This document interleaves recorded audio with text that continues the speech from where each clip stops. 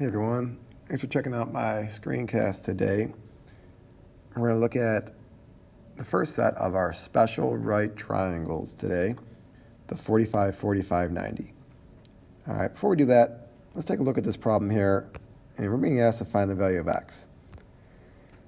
Now, because we don't know anything about what we're going to learn today, the only way we know how to do this right now is to use Pythagorean theorem. And Pythagorean theorem will work just fine in a problem like this. All right, so Pythagorean theorem says if we set leg squared plus leg squared equal to hypotenuse squared, we should be able to find x. All right, so that's x squared plus 16 equals now 4 root 2 squared, that's 4 squared times 2, or 32.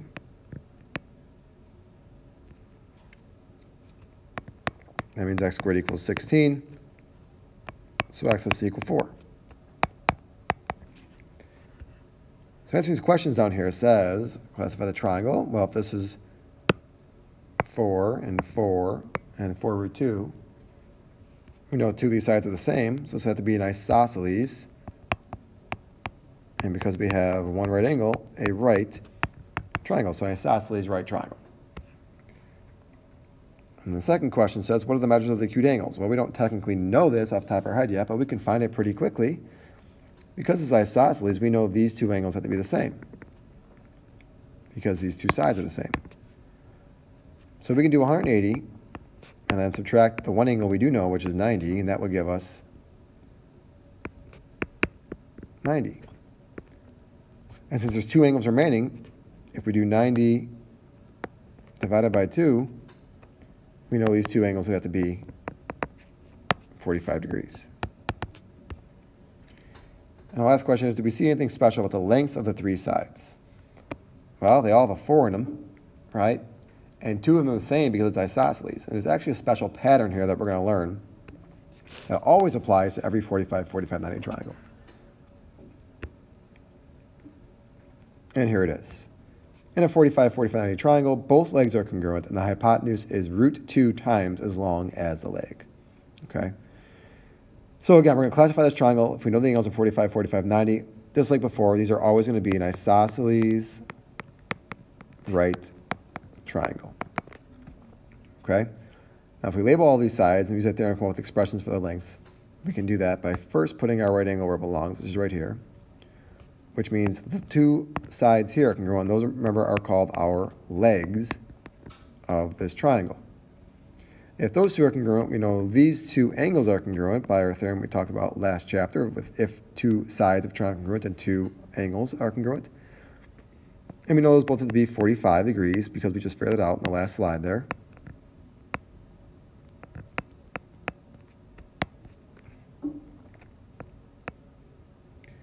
And also don't forget that the side across from the right angle in every right triangle is called the hypotenuse.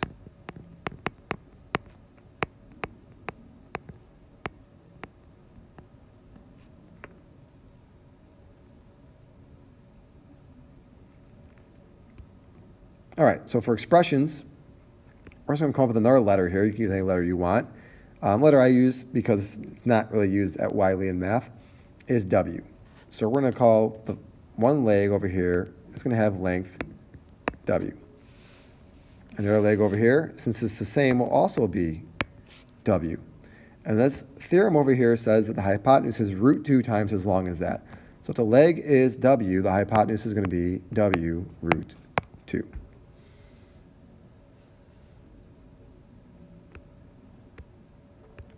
And that is what we're going to call our setup of every 45, 45, 90 triangle. So when you hear me say, let's set this triangle up, this is what I mean by placing those three things where they belong. Let's take a look at a couple of problems, ranging from somewhat fairly easy to some that can be a little difficult. So let's recognize first that we know this is a 45, 45, 90 triangle because 45 and 90. And if we subtract 45 and 90 from 180, we get 45. So we know this is a right isosceles triangle, and immediately we know that these two are congruent. So if we do our setup, which I mean, we're going to put w on both of our legs, and then w square root of 2 on our hypotenuse. And somewhere there's going to be one of the equations that we either know w or we can find w relatively easily. And that would be right here. Now this is a great one because we already know w. It's 7. So once you know w, all you're going to do is put that back everywhere else you see a w. So over here, x equals 7, and y equals 7 root 2. And that's it. We're done. No work necessary as long as we know our patterns.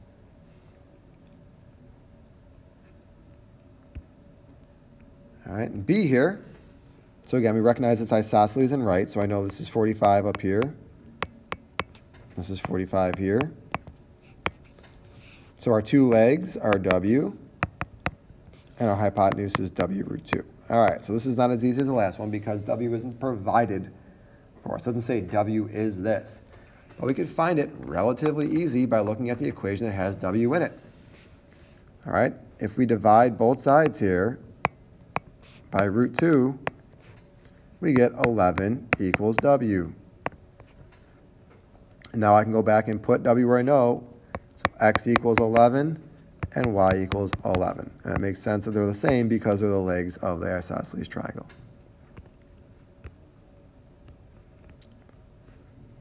All right, part C. Once again, 45, 45, 90 triangle here. So our two legs are w, and our hypotenuse is w root 2. And we already know what w is. It's 15. So x is 15, and y is 15 root 2.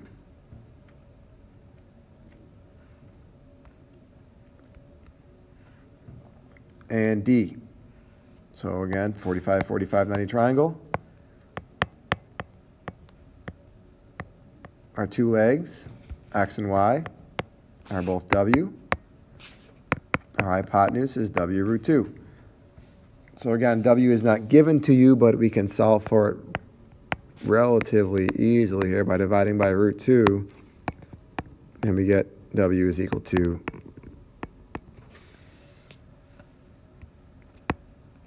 try that again. W is equal to 6, which means x is 6 and y is 6.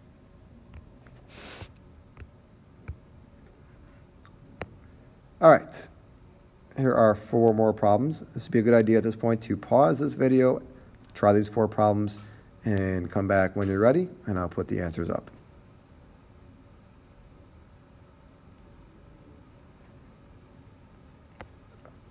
Okay, running through the answers to this slide. For A, x and y are both 21. For B, x is 8 and y is 8 root 2.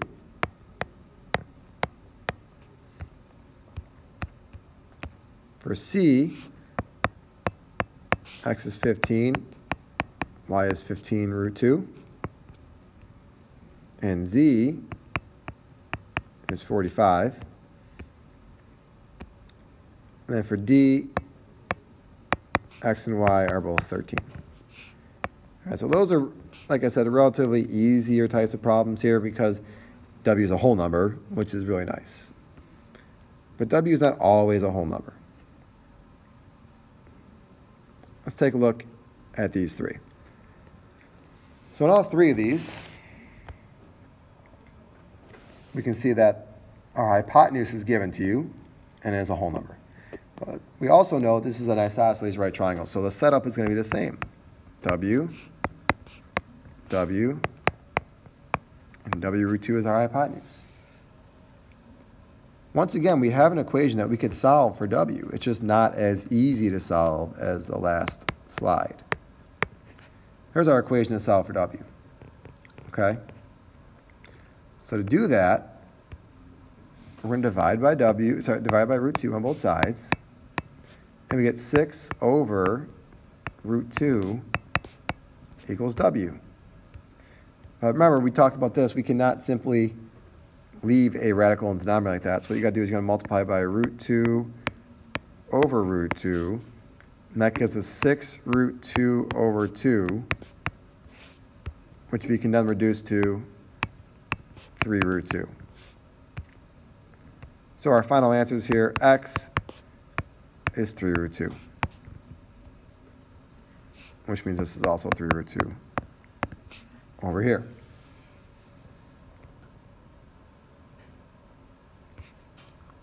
Part B, we do the same thing. So 14 is across from the right angle. It's a hypotenuse, so it's w root 2. X is w, x is w. So our equation here is going to be 14 equals w root 2. And to solve that, we're going to divide both sides by root 2. And we get 14 over root 2 equals w. Multiply by root 2 over root 2. And we get 14 root 2 over 2 equals w. Or w equals 7 root 2. Which means our sides here are 7 root 2.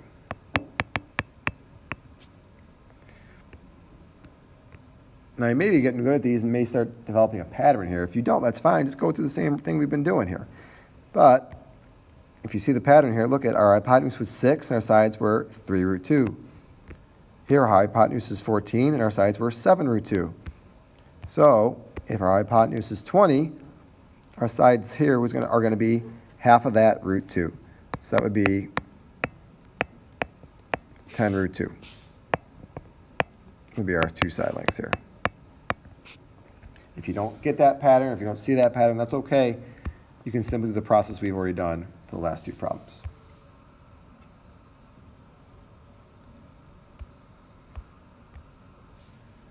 Number 4, suppose the perimeter of a square is 32, find the length of its diagonal. All right, let's start by drawing a square.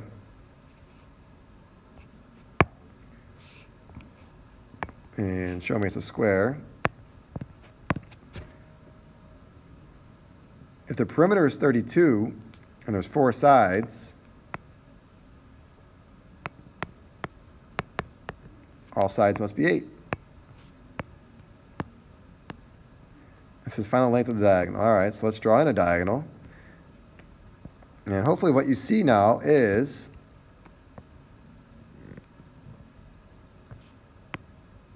a right triangle.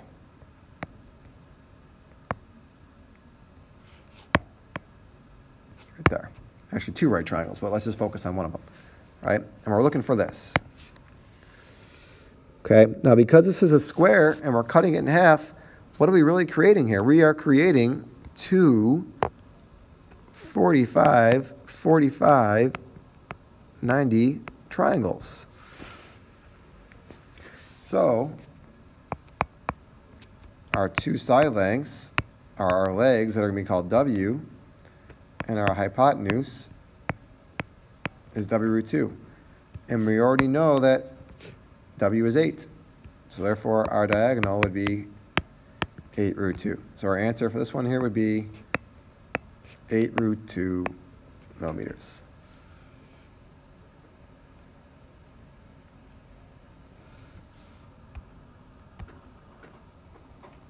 The last one, we're going to bring back our square again. But this time, we're being told the diagonal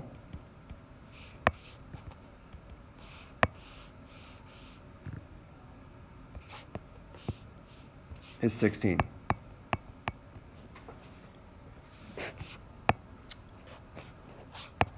Let's try this picture again here.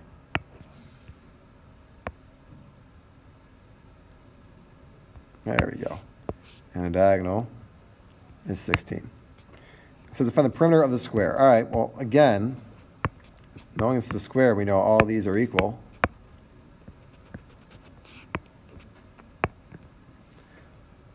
And we know all these are right angles. So when we cut these in half, these are going to be 45 degree angles. Triangles, sorry. So if we do our initial setup here, we have w root 2, w, and w. Now, if you recognize that pattern we did in the last slide, we know that w is simply going to be half of that root 2. So it's going to be 8 root 2. If you don't recognize that, guess what? You can go back and do that same process we did in the last one. So 8 root 2, 8 root 2. And since there's 4 of them, because there's 4 sides of a square, our perimeter is going to be 4 times 8 root 2. So our perimeter is going to be 32 root 2 units. Since no units are given to us here, that'd be good enough. Okay, that is our look into 45, 45, 90 triangles. Next time we'll take a look at the other special right triangles, the 30, 60, 90. Thanks again for checking this out. Have a good day.